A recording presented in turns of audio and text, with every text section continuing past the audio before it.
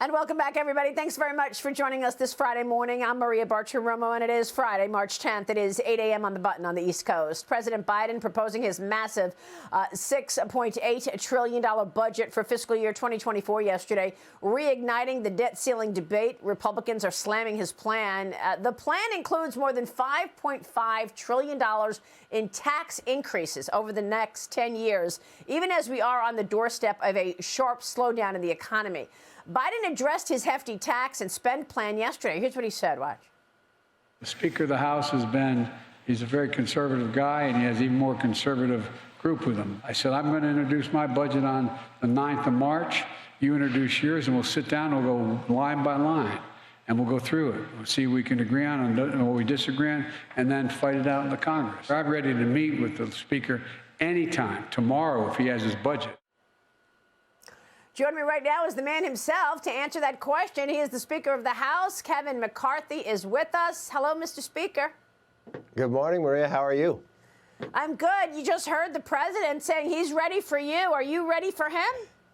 I've been ready to meet with him since the day he got in, but he's been avoiding. You know, he's been more than a month late with producing this budget. He's known it for more than 2 years, and anybody who's took Economy 101 would know this is the wrong approach. We've got an economy worried about whether we're going to go downward, and he wants to take taxes. That's all he ever wants to do, to create the biggest government we've ever had. And then what does he do about the deficit? He just adds to it. And we've just had the Congressional Budget Office come out and tell us, why do we have inflation? All that spending Democrats did while they were in power. And now he wants to spend more, so now we have to pay the piper. We're going to pay more than $10.5 trillion in the next 10 years just on interest. But for the American public to know, since 1940 to today, we've only paid $9 trillion in interest. So he's going to do what took us 80-some years to happen in less than 10 years. And for the first time in a 10-year window by the Congressional Budget Office, all three trust funds go insolvent. The Highway Trust Fund, Medicare, and Social Security. And he has no answer. And why is it going insolvent? Because they raided it when they did Obamacare. They raided it when they passed their last big all-Democrat bill, their American Rescue. They continue to have the worst policies for this country. It's to take more and make government bigger.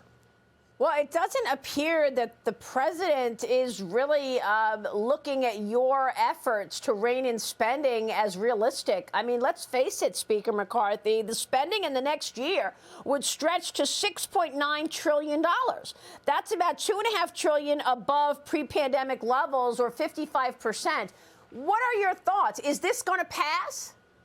No, I don't even believe the Democrats would support this. Because why? What has American public learned? All this Democrat spending has brought us inflation, has brought us problems with them attacking energy. We have higher energy costs. It costs more than $1 a gallon from when he took office. This is the wrong approach. And this president doesn't believe there's any waste in government spending with that $1.7 trillion omnibus bill they passed in the middle of the night. There is a lot of place that we can streamline in government. And remember, where does government get their money? From the hardworking taxpayer. They take it from them. Yeah. Well, I mean, you say that, you know, the three major issues, Medicare, Medicaid, Social Security. I mean, there's no plan here for Social Security at all, right? The Republicans have said they want to try to fix it. It means retirees inch another year toward a looming 20% across-the-board cut. If nothing is done, it will go insolvent, right? Social Security? Yes, those on Social Security will get a cut if you follow what the president is doing. He's attacking Social Security by doing nothing about it. But what else does he do to attack the American public? I just had a bill signing yesterday where I'm sending to the president's desk for all those who want to save their own money on 401ks and others. Look and have a choice where best to put your investment, to have that company you invest in give you a greatest return on the investment. The president is now putting regulations in, says no, you can't make that decision, because he believes in ESG. They got to invest. These companies have to invest in his liberal approach, his liberal ideas, his environment, his socialist things that he wants to do. So you don't get a higher return on the investment. For your 401ks are going to be hurt. You're going to have less money. You're going to have to work longer. This is just the wrong approach for America. Yeah, talk to us about that, because you signed that bill that essentially kills the Biden ESG investment rule. You also unveiled H.R. 1, the Lower Energy Costs Act. I want to hear about that. But on the ESG thing here, Speaker, I mean, is he wanting to make it a rule that all investment managers must allocate some money toward ESG, even if the investor is not aware of it? Because a lot of these plans are in index funds, exchange traded funds, so the investor doesn't necessarily know or, aware on a regular basis how their money is being allocated and what it's being allocated toward. You're exactly correct. And remember, this bill passed the House and Senate, and it's to stop the ESG rule. And he's going to veto it. So if he would listen to the American public, if he would listen to the bipartisan majority of the House and Senate, he would sign this bill. But what he wants to do, and it sounds a little like Venezuela, he wants to impose his left-leaning activist views on companies and investors of how they have to choose their investments, not based upon the return of the investment, not based upon the best place to put your money. And that is only going to harm. People are going to have to work longer, have less money. And then when you look at his budget, he wants to tax any money you have, even when you haven't seen the return yet. Well, that is extraordinary to me. I mean, unrealized gains. Are we going to see the same treatment for unrealized losses? You would think so, that you could write off an unrealized loss, even if you stay with it. But that's not the case. But I don't think so. Yeah, that's not the case. No. But you wonder, why is he doing this? Because he's trying to create the largest government in the history of America. We've watched what the Democrats did. They increased spending by more than 30%. He's added $6 trillion already. That put us, what did it bring us? It brought us inflation. It brought us a financial crisis. We now have debt equal to GDP of 120%. We haven't seen this since World War II. But if you look on the other end about revenues, we're at 20% of GDP. A 50-year average of revenues would be a 17%. We've only seen this 20% in 1944 and 2000.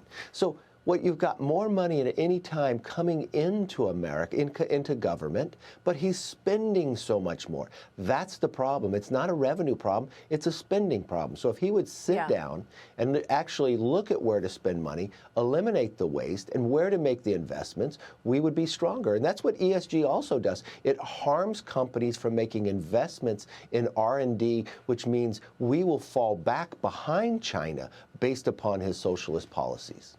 Congressman, what do you want to say about where we are right now? I mean, look at this market. We're down another 100 today, down 500 yesterday. People are worried about this Silicon Valley Bank headquarters in California plummeting. You've got now two banks that people are worried about.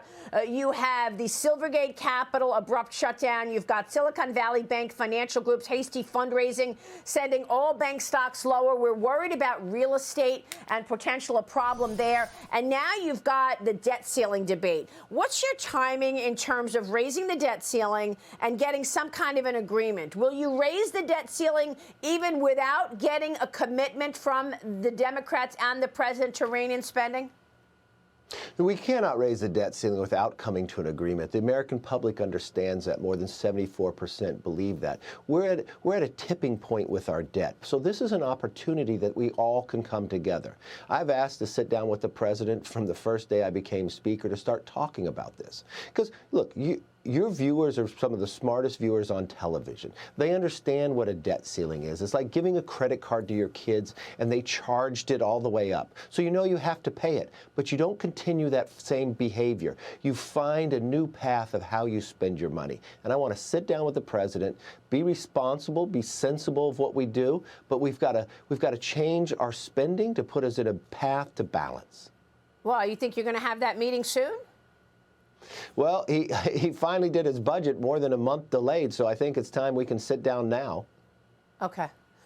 Let me get your take on the border, because Republicans are calling for the U.S. military to step in here, stopping the Mexican cartels entirely. The president of Mexico is responding, though. He says that he will not permit any foreign government in Mexico's territory. Mexico does not take orders from America. President Obrador also claiming that fentanyl is a U.S. problem. Your thoughts?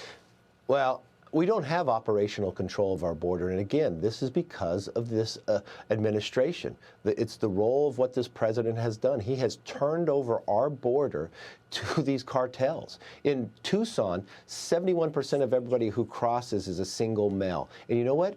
Everyone who crosses is wearing the same uniform, a camouflaged outfit provided by the Sinaloas. And it's our largest getaways. And they're bringing fentanyl that's the #1 killer of Americans between the ages of 18 and 45. This is our problem. And we cannot allow it to go on. We just had Americans killed. We've watched what's happening to our streets. And now every city in America is a border city. And fentanyl starts in China. That's where the phone call from the president should go directly to President Xi and said, stop sending the chemicals. And these cartels are making billions of dollars of what's happening by human trafficking. And I know that the Border Patrol Chief, Raul Ortiz, is set to testify at the Homeland Security Committee hearing in McAllen, Texas next week. It's the latest of these hearings at the border. How are they going, and what has been the accomplishment from taking these hearings to the border? Well, you know, there's another one coming up with Homeland, and Democrats are actually going, so they can no longer ignore the problem. This is what we want to make happen. The Democrats have been trying to ignore the problem they created on the border. America knows it, and for us to solve it, we're going to have to work together to make it happen. All right, we will leave it there. Speaker, it's good to see you. Thanks very much.